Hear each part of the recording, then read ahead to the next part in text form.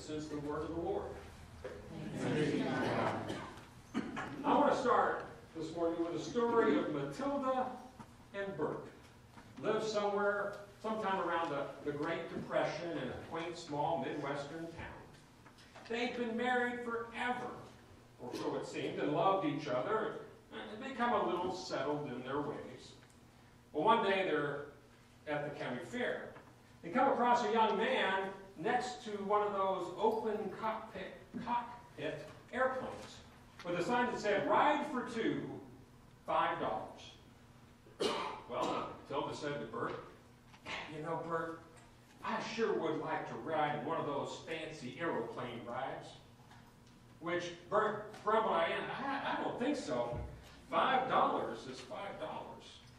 "But Bert, I'm 72 years old. I might never get another chance to fly in one of those fancy aeroplanes."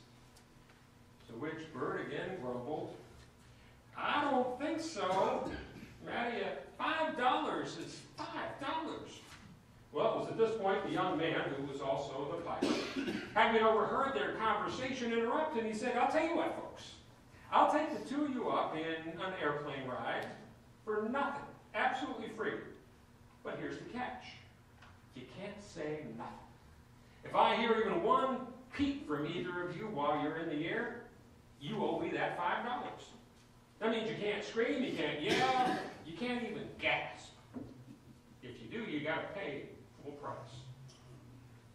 Well, that sounded like a bargain to Bert, one he couldn't pass up. And so Matilda and Bert climbed into that aeroplane. Well, the pilot was pretty good at what he did. He was pretty good at getting it to scream and tried every trick he knew to make that happen. He did steep ascents and dives. He let the plane stall and wove around telephone poles. He did barrel rolls and loop-de-loops, spins. But Bert and Matilda didn't say a single word. After 20 minutes, the pilot finally gave up. He brought the plane in for a landing.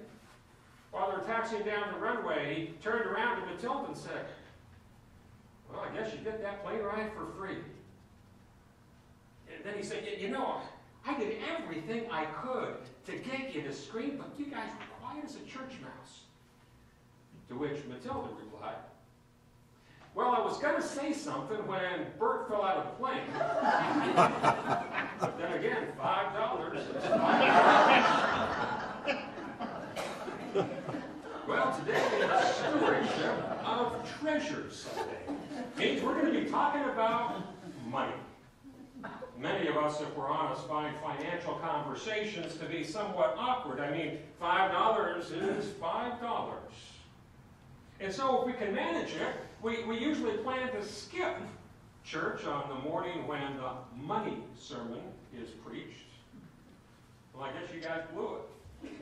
Can't say I didn't warn you. I've been telling you for the last 2 weeks, this is going to be that Sunday.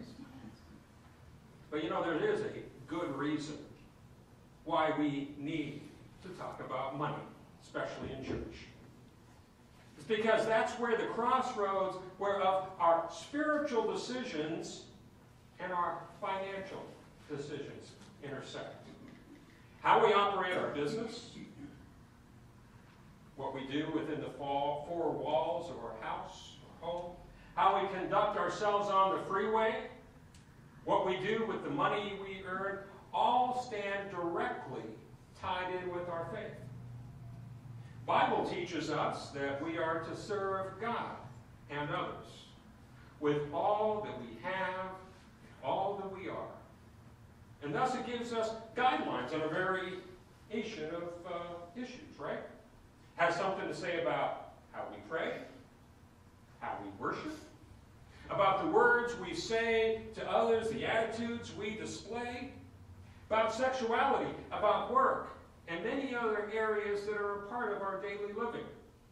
So it makes sense they would also talk about money and how we use it. When we listen to the words of Jesus, we discover that many of his parables focus on money and material goods. Some of his teachings warns against making money the prime issue and focus in our lives. It says you cannot serve God and money. On the other hand, some of his teachings encourage the multiplication of wealth through faithful and diligent work, thus encouraging generosity so that the needs of others can be met. Nowhere in the Scriptures, though, is money seen as evil. Our ability to make money and the money we make is acknowledged as gifts of God. See, it's not money, but the love of money that's actually the root of all evil. Still, giving, especially giving generously, can be difficult.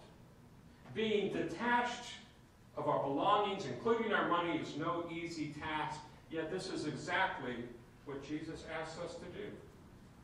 If you remember the story in the Gospel of Mark, when Jesus meets the rich young man, it says looking at him, Jesus felt genuine love for him. But he says, there's still one thing you have to do. You need to sell all that you have and give the money to the poor.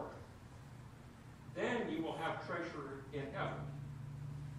And then you may come and follow me. Scripture tells us that the man went away sad because he had much wealth. But really, it's just that simple. Just sell. Okay, I'm not actually going to tell you to say, sell all your possessions and give all your money to the poor. Not today. I'm simply trying to emphasize what Jesus tried to let us know, especially through this story, that the idea of detachment and the importance of generous giving in our lives. I mean, how detached are we from our earthly goods? How much space does money occupy in our hearts? Is our use of money helping us to achieve holiness, or is it the other way around? Someone once said, the road to hell is paved with good intentions. Anybody know who said that? I just said, yeah. Good point. Now, actually, I was surprised. Karl Marx said that. It's actually in his book, Das Kapital. But he's right. Thinking about doing a good deed and actually doing a good deed are two different things. God calls us to live generously and to give generously of ourselves, of our time, of our resources. Yet it's often hard to go beyond good intentions when it comes to giving, especially financial giving, especially in a society such as our own, which places such a high premium on the acquisition of material things. Even though we know we're called to support the cause of Christ financially, probably even make a commitment to do so through membership in his church, support of the annual church budget as Yvonne pointed out. The truth is, it's much easier in our world to spend money on ourselves and our families than it is to give to God. And unfortunately, that's the cold, hard truth. We may have the best of intentions, but it's often hard to follow through. The will to give does not arise from strong bank accounts and significant liquid assets. If you are waiting until you are financially stable to start giving or give what you think you ought to give, you're never going to be a generous giver. There's a story of a man who once made a covenant with his young pastor that each would tithe 10% of their income every year. They were both young and neither of them had much money. But over the years, things changed. Layman pledged tithe $500 the year he made $5,000, and $5,000 the year he made $50,000. But when the year came that he made $500,000, he just couldn't bring himself to write a check for $50,000 to the church. So in desperation, he telephoned his former pastor, who long since moved to another church, and asked to see him. Well, walking into this pastor's office, the man begged him to be let out of his covenant, his commitment that they had made so many years before. He said, this tithing thing, it's got to stop. It's fine when I tithe was only $500, but I can't afford $50,000. We've got to do something about this, Reverend. Pastor knelt in prayer on the floor, prayed silently for what appeared to be a long time. Eventually the man said, what are you doing? Are you praying that God will let me out of my covenant to tithe? The minister said, oh no, I'm praying for God to reduce your income back to the level where $500 will be your tithe. Think about that. Generous giving begins with the willingness to trust that God will supply our needs so that we can be more generous, maybe even more than some may think prudent. When we're generous, we will always receive more than we give. God promises as much in the 3rd chapter of Malachi. There God speaking to the Israelites, challenging them to be generous to the work of God in his temple. And he says this in verse 10, test me in this, and see if I will not throw open the floodgates of heaven and pour out so much blessing that you will not have room to receive it. Paul echoes this sentiment in verses 6 to 8 of our text this morning, where he says, the point is this, the one who sows sparingly will also reap sparingly, and the one who sows bountifully will also reap bountifully. Each of you must give as you have made up your mind to give, not reluctantly or under compulsion, for God loves a cheerful giver. And God is able to provide you with every blessing in abundance, so that by always having enough of everything, you may share abundantly in every good work. Does that mean that if we give generously and abundantly, we're going to become rich? Now that's health and wealth theology, and that's not what we're talking about here. Health and wealth theology teaches that if you give generously, financially, you're going to become rich. But I don't know that that's what God is saying. When we give generously, God will in turn make us rich, but that richness will more often be spiritual in nature, where God will help us grow and become more like Christ. Well, that's a lot better than money, isn't it? I mean, which would you rather have? Financial riches which you must manage, guard, and watch over, but eventually lose, or wealth that lasts forever? There's a great story from the Hindu faith that illustrates this really well. One evening, a priest was just getting ready to go to sleep under a tree when he was approached by a villager who came running up to him asking that he give him a precious stone. What stone? The priest asked. To which the man replied, Lord Shiva appeared to me in a dream last night and told me that if I came to this place at dusk, tonight a priest would give me a special precious stone that would make me unbelievably rich. The priest rummaged in his bag for a moment. Smiling, he said, Lord Shiva probably meant this one. Found it in the forest today, and you certainly can have it. The villager gazed at the stone in wonder. It was as large as his fist, and even in the fading light was filled with luminosity. It was the largest diamond he had ever seen.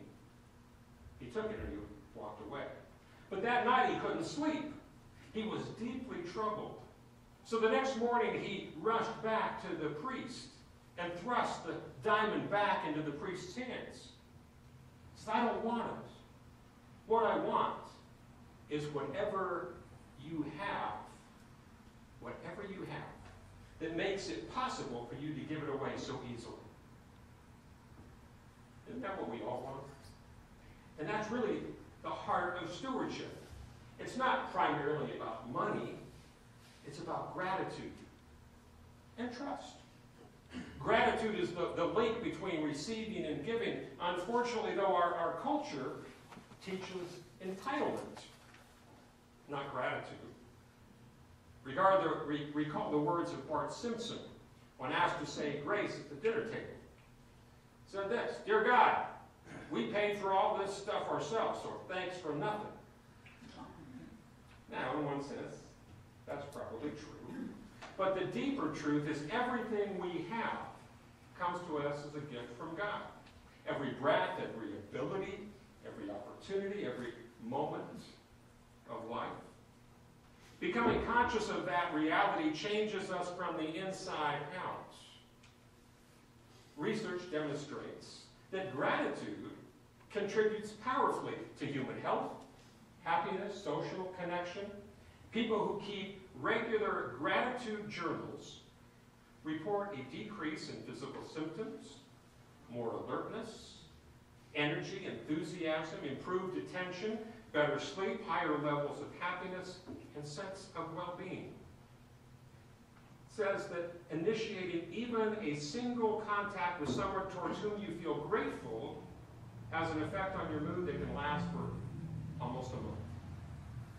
And what better way to show our gratitude to God than to part with something we value so highly? You want to know if you're a generous giver? Picture two children, to each of whom has been given a box of chocolate candy. First child opens his box, scans all the many kinds of chocolate in that box, and then runs off for a few minutes. He returns with his face covered in chocolate, but offers you the last piece of candy, the one he didn't want to eat. Second child opens her box, scans all the chocolates, and then offers you any piece that you want. Now, both offered you a piece of chocolate, but which child was the generous giver? In giving to God, many people act more like the first child instead of the second. Do you give from what is left over, or do you give from what you begin with? The choice makes a big difference. Now, I need to point out that there is no absolute biblical mandate or model for giving your money. There is no divine 1040 form with thousands of pages of instructions and a heavenly internal revenue service. There's no group of angels with green eye shades in heaven auditing our giving. Our giving is a private agreement between each of us and God. What is required, what God requires, is intentionality. So the real question is, what do we choose to give? Interesting, I was thinking about this. If every member would pledge and give in proportion to how God has blessed us, we could do incredible things in this church, as Yvonne pointed out. Listen to this. If every member of Santa Teresa Hills increased his or her giving by just $10 a week, cost of a small pepperoni pizza, it would increase our budget by over $60,000. Think of the good we could do with that. Dylan and I made the decision to tithe a long time ago. Last year we gave over $13,000 to the church. Do I miss it? No. Could I have used it to pay off some of our debts? Sure. But tithing is one of the best decisions we have ever made.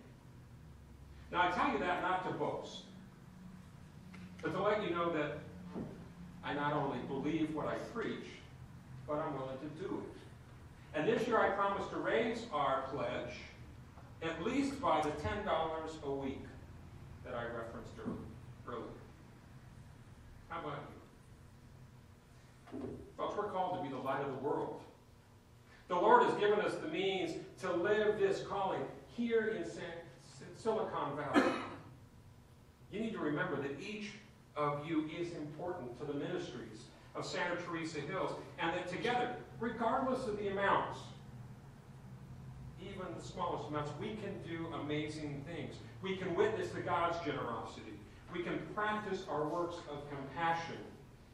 We can impact our congregation, our community, and the world. Santa Teresa Hills is what it is because of each of you. As Mother Teresa once said, we may feel that what we do is nothing more than a drop in the ocean. But if that drop were not there, the ocean would be missing that one drop. Somewhere in my house, there's a combination padlock. Unfortunately, I've forgotten the combination of that lock. I used to know it, but not anymore. And so, that lock really is no good to me. I need the combination. The same manner within each of us is a combination lock. Let's call it the lock of generosity. The door of that lock seems to get locked early on in our lives.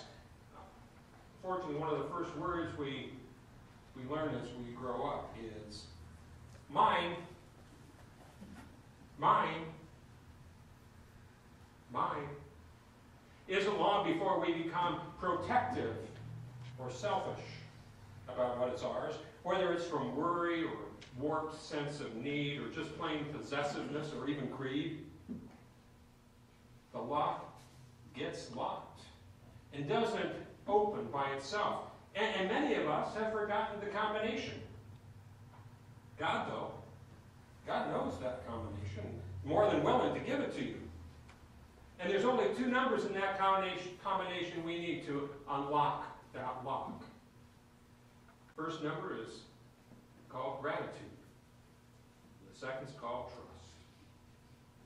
My invitation to you this morning is that we may embrace that very gratitude to God and trust in God so that our locks may open and allow us to be the generous givers God desires us to be. May that not only be true for you, but for me as well. Amen.